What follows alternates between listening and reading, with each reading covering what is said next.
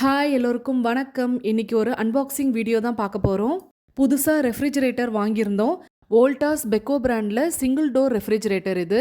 Evening 5 o'clock showroom போயிட்டு ஃப்ரிட்ஜை select பண்ணி வச்சுட்டு வந்துட்டோம். நைட் 10:30க்கு ஃப்ரிட்ஜை ஹோம் டெலிவரி பண்ணாங்க. வந்த உடனே ஓப்பன் பண்ணிட்டோம். இந்த ஃப்ரிட்ஜ் எனக்கு ரொம்பவே ஸ்பெஷல். ஏன்னா யூடியூப் சேலரியில் தான் இந்த ஃப்ரிட்ஜே நான் வாங்கினேன். எப்போவுமே யூடியூப் காசு வந்ததுன்னா தேவையில்லாத செலவுகள் வந்துட்டே இருக்கும். அதனால எந்த ஒரு பொருளும் வாங்க முடியாமல் போயிடும். இந்த முறை யூடியூப் சேலரியில் ஃப்ரிட்ஜ் வாங்கணும் அப்படின்னே டிசைட் பண்ணி வச்சுருந்தேன். அமௌண்ட் கிரெடிட் ஆன உடனே ஃப்ரிட்ஜை புக் பண்ணியாச்சு. அன்னைக்கு பௌர்ணமி அப்படின்றதுனால அன்னைக்கே ஃப்ரிட்ஜை ஓப்பன் பண்ணி ஆன் பண்ணியாச்சு. ராத்திரி வீடியோவில் கிளியராக விழாது அப்படின்றதுனால அடுத்த நாள் காலையில் தான் நான் வீடியோ பிடிக்க ஆரம்பித்தேன்.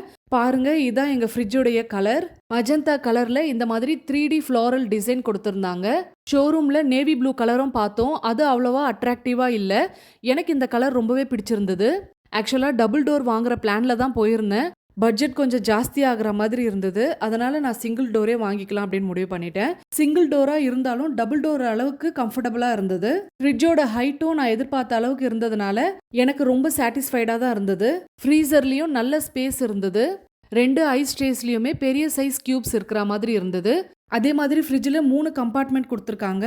இந்த 3மே நல்ல ஃப்ரீ ஸ்பேஸ்லேயே இருக்குது. பெரிய மாவு டப்பா வைக்கிற அளவுக்கே நல்ல ஸ்பேஸ் இருக்குது. நான் வாரத்துக்கு ஒரு முறை தான் இட்லி மாவு அரைப்பேன். 2 பெரிய டப்பாவில் ஸ்டோர் பண்ணி வச்சிருவேன். 2 மாவு டப்பா வைக்கிற அளவுக்குமே ஸ்பேஸ் நல்லா தாராளமாக இருக்குது. அடுத்ததாக ஃப்ரெஷ் பாக்ஸ்க்கு வருவோம். இந்த பாக்ஸ் நல்லா தாராளமாகவே இருக்குது. பாக்ஸில் வைக்கிற பொருளுக்கு ஏற்ற மாதிரி கூலிங்கை லோ ஹைன்னு நம்ம சேஞ்ச் பண்ணி கூட வச்சுக்கலாம். ஃப்ரெஷ் பாக்ஸ் நல்லா ஸ்ட்ராங்காகவே இருக்குது. அதனால அவ்வளோ சீக்கிரம் உடையாது. அடுத்ததாக இந்த சைட் பார்த்தோம் அப்படின்னா ஒரு டசனுக்கு ஏற்ற மாதிரி முட்டை ட்ரே கொடுத்துருக்காங்க. ஒரு ட்ரேல 6 முட்டையும் இன்னொரு ட்ரேல 6 முட்டையும் வைக்கிற மாதிரி இருக்குது. அடுத்ததாக சின்ன சின்ன பொருட்கள் வைக்கிற மாதிரி இந்த மாதிரி 2 கம்பார்ட்மெண்ட் தனித்தனியாக கொடுத்துருக்காங்க. அடுத்ததாக சேஃப் பாக்ஸ்னு ஒன்று கொடுத்துருக்காங்க. இது எதுக்கு அப்படின்னு எனக்கு தெரியல.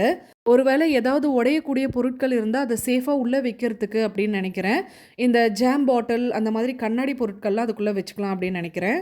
அதுக்கு கீழேயும் சின்னதாக ஒரு கம்பார்ட்மெண்ட் கொடுத்துருக்காங்க. அடுத்ததாக வாட்டர் கேன் வைக்கிறதுக்கு 2 கம்பார்ட்மெண்ட் பெருசு பெருசாக இருக்குது. இதில் என்ன ஒரு மைனஸ் அப்படின்னா பெரிய வாட்டர் கேன்லாம் வச்சா சாயறா மாதிரி இருக்குது. 3 ஸ்டார் பவர் சேவிங் தான் வாங்கியிருந்தோம். வருஷத்துக்கு 165 யூனிட் ஆகும் அப்படின்னு அதில் மென்ஷன் பண்ணியிருந்தது. மற்றதெல்லாம் பார்த்தீங்கன்னா ஃப்ரிட்ஜோடைய பிராண்ட் மாடல் இதெல்லாம் கொடுத்துருக்காங்க. நாங்கள் வாங்கியிருக்க ஃப்ரிட்ஜோடைய வால்யூம் பார்த்தீங்கன்னா 210 லிட்டர். வோல்டாஸ் பெக்கோ ஆன்லைனில் சர்ச் பண்ணி பார்த்தோம். ரேட் பார்த்தீங்கன்னா கொஞ்சம் கூட இருக்குது. 19,500 வருது. ஷோரூமில் கொஞ்சம் கம்மியாக இருக்குது. அதனால் நாங்கள் ஷோரூம்லேயே எடுக்கலாம் அப்படின்னு டிசைட் பண்ணிட்டோம். இது ஃப்ரிட்ஜோடைய சேஃப்டி லாக். கீ பார்த்தீங்கன்னா ஒரு மாதிரி பிளாஸ்டிக்கில் டிஃப்ரெண்ட்டாக கொடுத்துருந்தாங்க. அடுத்ததாக ஸ்டெபிளைசரும் நாங்கள் ஃப்ரிட்ஜுக்கு ஏற்ற மாதிரியே வாங்கியிருந்தோம்.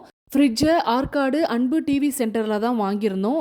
நாங்கள் வாங்கின ஃப்ரிட்ஜோடைய ரேட் 17,000. ஸ்டெபிளைசரோட சேர்த்து வாங்கினதுனால 19,000 ஆச்சு. நம்ம சேனலில் ஒரு வருஷமாக வீடியோஸ் எதுவும் போட முடியாமையே இருந்தது. இந்த சேனலை ஆரம்பித்தவங்களும் இப்போ படிப்பில் ரொம்ப பிஸி ஆயிட்டாங்க. ஒருத்தி 11th போயிட்டா, இன்னொருத்தி 10th படிச்சுட்டு இருக்கா. அதனால வீடியோஸ் பண்ணுறதுக்கு டைமும் இல்லை. ஒரு வருஷமாக வீடியோஸ் எதுவும் போடாமல் இருந்தோம். ஆனாலும் யூடியூப் சேலரி வந்தது. அதை பார்க்கும்பொழுது தான் எனக்குள்ள ஒரு இன்ட்ரெஸ்ட் வந்துச்சு. சேனலை ரன் பண்ணாமல் அப்படியே இருக்கும்பொழுது இதில் காசு வரும்பொழுது இதை ஏன் நாம் எடுத்து நடத்தக்கூடாது அப்படின்னு எனக்குள்ள ஒரு யோசனை வந்தது. அதனால தான் திரும்பவும் என்னோட வாய்ஸில் நான் வீடியோஸ் போட ஆரம்பிச்சிருக்கேன். கண்டிப்பாக என் பசங்களுக்கு கொடுத்த ஆதரவை எனக்கும் கொடுப்பீங்க அப்படின்னு நம்பிக்கையோடு இந்த சேனலை திரும்பவும் தொடங்கியிருக்கேன். உங்கள் எல்லோருடைய ஆதரவும் எப்போ நம்ம சேனலுக்கு இருக்கணும். திரும்பவும் நம்ம சேனல் இம்ப்ரூவ் ஆச்சு அப்படின்னா சீக்கிரமே கிவ் அவேக்கான அப்டேட் கொடுக்குறேன். அன்னைக்கு ஃப்ரிட்ஜில் ஒரு சில பொருட்களை ஆர்கனைஸ் பண்ணிட்டேன். காய்கறிகள் எல்லாம் கவரில் வைக்கிறத விட இந்த மாதிரி பிளாஸ்டிக் பாக்ஸில் நம்ம ஸ்டோர் பண்ணி வச்சோம்னா காய்கள்லாம் ரொம்ப நாளைக்கு ஃப்ரெஷ்ஷாகவே இருக்கும். நாங்கள் பொதுவாகவே ஃப்ரிட்ஜில் நிறைய காய்களை ஸ்டோர் பண்ணி வைக்க மாட்டோம். 3 நாளுக்கு ஒரு தடவை காய்கறிகளை வாங்குவோம். ஃப்ரெஷ்ஷாகவே அதை யூஸ் பண்ணிடுவோம். அதனால் ஸ்டோர் பண்ணுறதுக்கான வாய்ப்புகள் கிடைக்காது. இதுக்கு முன்னாடி நான் யூஸ் பண்ணிட்டு இருந்த ஃப்ரிட்ஜ்லேயும் மெயினாக இட்லி மாவு இருக்கும். நெய்யுக்காக பால் ஏடை ஸ்டோர் பண்ணி வச்சுருப்பேன். இதான் நான் யூஸ் பண்ணிட்டு இருந்த பழைய ரெஃப்ரிஜரேட்டர். இது எங்கள் வீட்டில் எங்கள் கல்யாணத்துக்கு வாங்கி கொடுத்தது. 16 வருஷம் ஆயிடுச்சு. ஆனால் நல்லாவே உடைச்சதுங்க. கூலிங்லாம் ஓகே. ஆனால் உள்ளே இருக்க பார்ட்ஸ்லாம் தனித்தனியாக கழண்டி வந்துருச்சு. பாருங்கள், ஃப்ரீசரில் இருக்க டோரே காணோம். இந்த ஃப்ரிட்ஜில் ஃப்ரெஷ் பாக்ஸ் மட்டும் உடஞ்சிருந்தது. அதனால் அதை மட்டும் புதுசாக வாங்கி வச்சுருந்தோம். வாட்டர் கேன் ஸ்டோர் பண்ணுற இடத்துலையும் ஒரு இடம் போயிருந்தது. அதையும் நாங்கள் புதுசாக தான் மாற்றி வச்சுருந்தோம். இது வேர்ல்பூலில் 6th சென்ஸ். ஃப்ரிட்ஜுடைய டோர் சரியாக மூடலை அப்படின்னா அலாரம் அடிக்கும். புது ஃப்ரிட்ஜ் வாங்குறதுக்கு மெயின் ரீசனே இதோட டோர் க்ளோஸ் பண்ணியிருந்தாலுமே ஒரு நாள் பூரா அலாரம் அடிச்சுட்டே இருந்தது. அந்த சவுண்டு ரொம்ப இரிட்டேட்டிங்காக இருந்தது. ஸோ இந்த ஃப்ரிட்ஜை மாற்றியே ஆகணும் அப்படின்ற கட்டாயத்தில் தான் புது ஃப்ரிட்ஜ் வாங்கினது. என் ஃப்ரெண்ட்ஸ் அண்ட் ஃபேமிலியில் யாராவது ஃப்ரிட்ஜ் வாங்கணும் அப்படின்னு நினச்சாங்கன்னா கண்டிப்பாக நான் இந்த ஃப்ரிட்ஜை ரெக்கமெண்ட் பண்ணுவேன். இந்த ஃப்ரிட்ஜ் அன்பாக்சிங் வீடியோ உங்களுக்கு யூஸ்ஃபுல்லாக இருந்திருக்கும் அப்படின்னு நம்புகிறேன். யூஸ்ஃபுல்லாக இருந்திருந்தால் அந்த லைக் பட்டனை தட்டி விடுங்க. உங்கள் ஃப்ரெண்ட்ஸ் அண்ட் ரிலேட்டிவ்ஸில் யாராவது புதுசாக ஃப்ரிட்ஜ் வாங்கணும் அப்படின்னு பிளான் பண்ணியிருக்காங்கன்னா இந்த வீடியோவை ஷேர் பண்ணி விடுங்க. மீண்டும் நாம் அடுத்த வீடியோவில் சந்திக்கலாம். அது வரைக்கும் பாய்.